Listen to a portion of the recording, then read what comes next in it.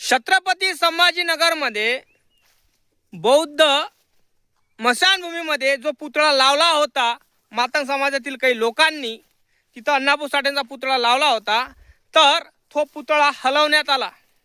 विचार करा, मशानभूमीचा पुतळा हलवण्यात आला। जे बौद्ध लोकांची मशानभूमी होती तिथला पुतळा हलवण्यात आला। तिथल्या लोकांनी तो पुतळा हलवून बाबासाहेब आंबेडकरांचा त्या ठिकाणी पुतळा होता एका बाजूनी, तिथं अण्णाभाऊ साठेंचा पुतळा प्रस्थापित केला। विचार करा, लोकांना काही मनुवाद्यांना माझं एकच सांगणं आहे की तुम्ही कुठल्याही जातीचे महापुरुष असो, कुठल्याही जातीतील असो, की त्यांना त्यांच्या चांगल्या ठिकाणीच त्यांचा पुतळा प्रस्थापित करा, जेणेकरून लोक बोलणार नाही, लालबोट लावणार नाही। नाहीतर तुम्ही अण्णाभाऊ साठे यांच्या कार्याला तुम्ही लालबोट लावलं तर होतच होतं, पण त्यांच्या पुतळ्याला तुम्ही डायरेक्ट मशानभूमीमध्ये प्रस्थापित केलं। कळलं काय? स्क्रीनवर दिसत असेल तुम्हाला फोटो, तो फोटो का आहे? आत्ताचा आहे। त्या लोकांनी तो पुतळा बाबासाहेबांच्या पुतळ्या ठिकाणी लावलेला आहे। मग विचार करा तुम्ही की माझं एकच म्हणणं आहे, अशामुळे जातीवाद होतो। काही समाजवादी कंटक आहे हे की मांग आणि महारामध्ये तेढ निर्माण करून राहिले, झगडे लावण्याचं काम करून राहिले। तर त्यांना माझं एकच सांगणं आहे की बघा, तिथं आमचे मित्र सिद्धार्थ साहेब गेले होते आणि त्यांनी त्या ठिकाणची दखल घेतली आणि त्या लोकांना, मातंग समाजातील लोकांना समजून सांगितलं की हा पुतळा तुम्ही इथं लावू शकत नाही, कारण हे मशानभूमी आहे आणि कुठल्याही महापुरुषाला जागा चांगल्या पद्धतीची असते, मसानाची नसते।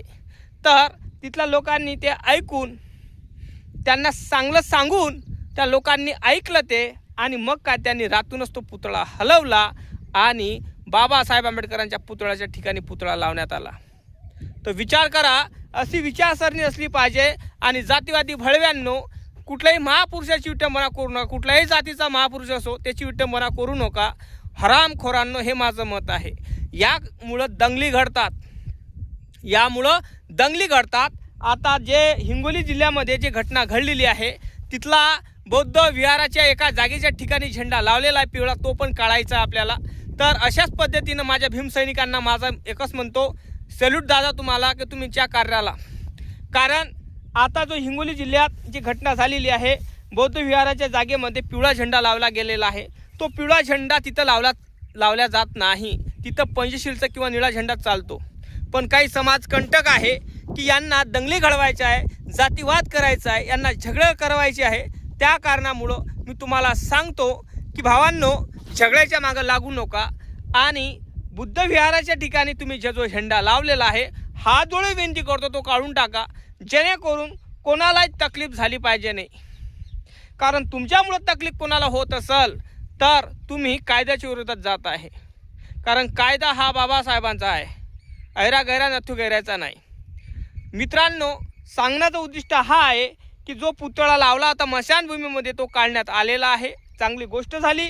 तो पुतळा योग्य तऱ्हेनं हलवण्यात गेला आणि चांगल्या ठिकाणी लावला गेला, कारण बाबासाहेबांच्या पुतळ्याच्या ठिकाणी त्यांचा पुतळा लावण्यात आलेला आहे। तर मला खूप बरं वाटलं की त्या अण्णाभाऊ साठेंचा पुतळा तुम्ही मसानातून बाहेर काढला। मला खूप वाईट वाटत होतं की जेव्हा तुम्ही मसानात अण्णाभाऊ साठेंचा पुतळा लावला, तेव्हा मला असं वाटत होतं की विचारसरणी आणि माणुसकीची नावाचीही आता यांना काही गरज नाही, सगळी माणुसकी मेली यांची, विचारसरणी मेली यांची, असं वाटत होतं मला।